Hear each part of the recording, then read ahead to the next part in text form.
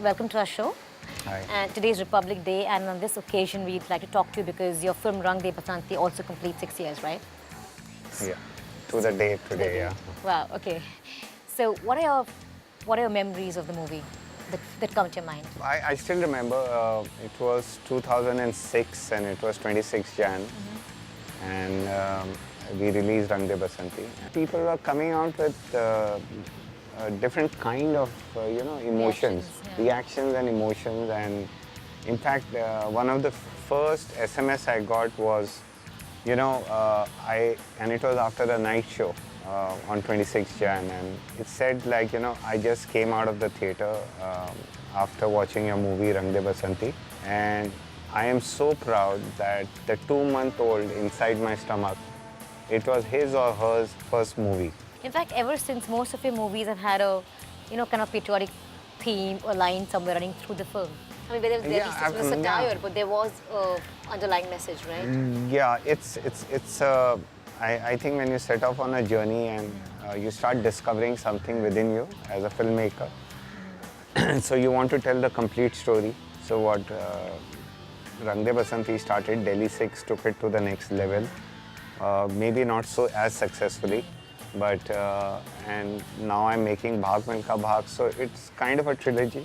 So one talks about patriotism towards the nation and that if we want to change something, you got to change yourself. So what kind of change would you like to see in the youth? I don't know. I think they are the spirit of the nation, and I've heard it so many times.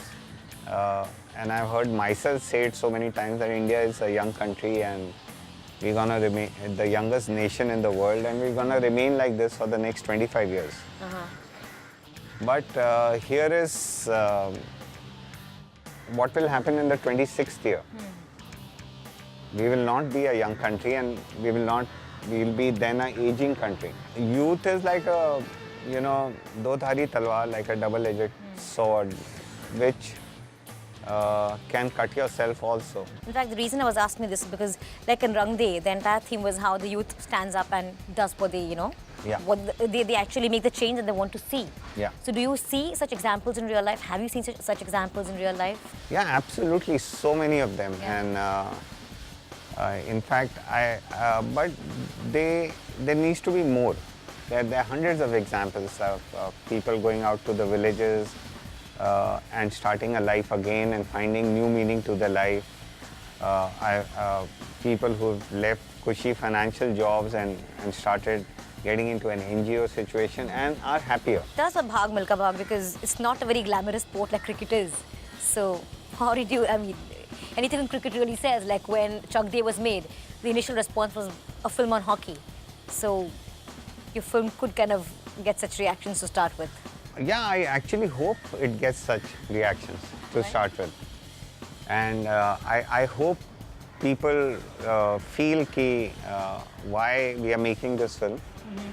And I actually pray for people not wanting to see this film initially. And only if there's Why would you hope that? No, because the film has to work that much harder. What I'm trying to say. And the word of mouth kind of spreads. So what really inspired me to make Bhaag Milkha Bhaag is not a business proposition, to answer your question. This story needs to be told. It's such a beautiful story.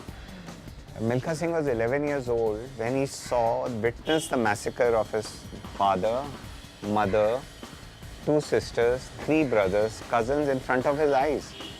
They were killed. So he made his way on a train to Delhi, stayed in a refugee camp. At the age of 11, he picked up a knife. He joined a gang. He became a convict. He grew up to be a convict.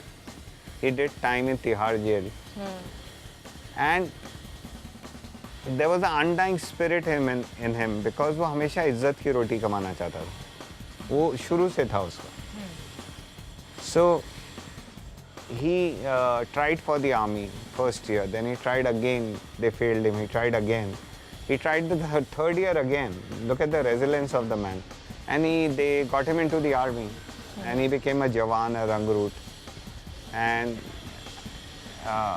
that's the story of the man, and he went on to rule the world. He went on to not only break the national record, which still stands. What's really interesting is your casting because Farhan so far has always played this very chic, urban, cool dude kind of roles. Correct, Very yeah. upper middle class, and, Absolutely, like Zindagi and stuff absolutely, like that. yeah. So how come, Farhan for the role? I think an actor's job is to act. So what do you see really in him that he could play Milkha? His eyes, I think. His eyes are very soft. And yet he has an intensity about him. I'll tell you, since you asked the question about Bhaag Milkha Bhaag and about the choice of casting, I always wanted to work for Bhaag Milkha Bhaag with a new boy because I felt he has a real life character.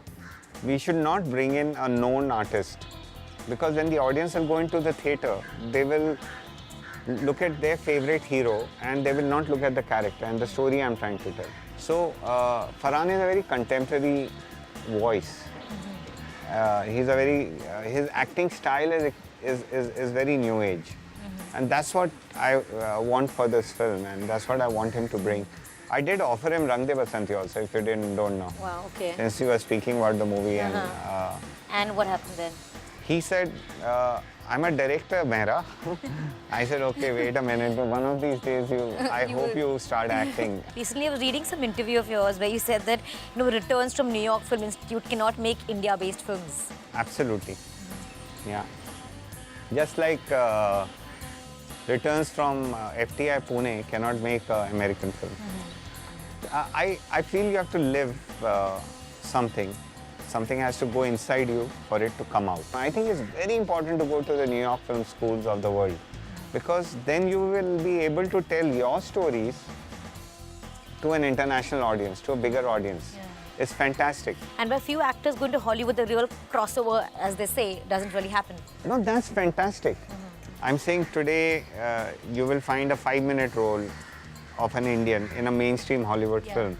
But that has opened the door for a 10-minute role, which will further open more doors and windows for a half-an-hour role and then a lead role. In the last 60 years, what do you think? Of course, you can't talk about all the 60 years, but then the prominent changes in Indian film industry. I don't know. For me, we stopped growing after the 60s. So, Okay, so, pre-60s, the first 20 years was this immense growth of cinema. You know, Devdas happened to us.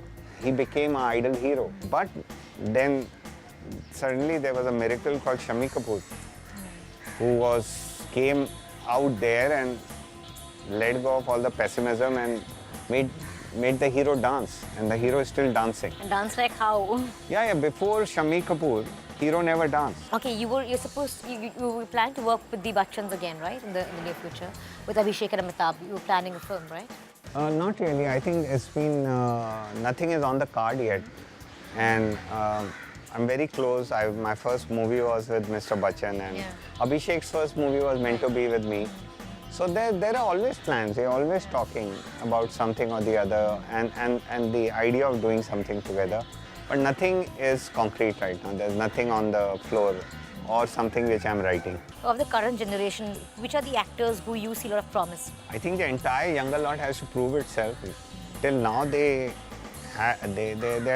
been popular, they've been liked, but from an acting point of view, I've yet to see them do something which shakes me, makes me cry, moves me a lot.